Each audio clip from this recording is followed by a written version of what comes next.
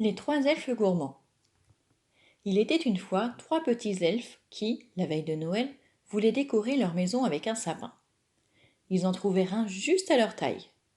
Et, oh oui, ils le tirèrent jusqu'à chez eux, tout heureux. Décoré de pommes rouges, de nèfles, des raisins secs et des prunes sauvages, il était le plus beau des arbres de Noël.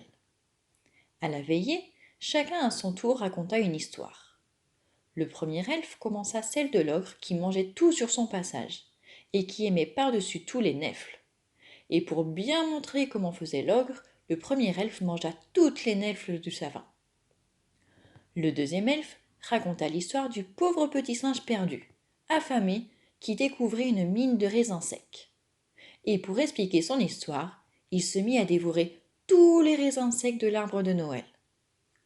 Le troisième elfe prit la parole à son tour et raconta l'histoire du lapin magique qui prenait des forces en mangeant des petites prunes sauvages.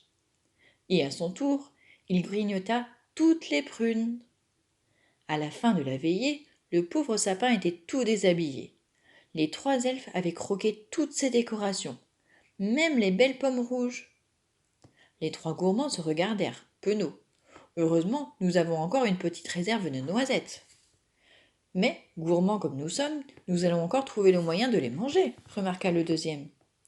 Et si nous les cassions, nous pourrions nous servir de la coquille pour y faire fondre une bougie et illuminer ainsi notre sapin, proposa le troisième. À trois, les elfes eurent fait de casser les noisettes, de couler de la cire dans les coquilles et d'accrocher leurs nouvelles bougies dans l'arbre. Les 12 coups de minuit sonnèrent juste quand tout fut fini. Alors, les trois amis allumèrent une à une les 12 bougies de leur sapin, en récitant ensemble, suivant la coutume, la jolie poésie du petit peuple de la forêt.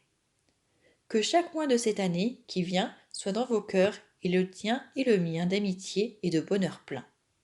Et maintenant, dirent les trois elfes gourmands, il ne nous reste plus qu'à croquer nos noisettes.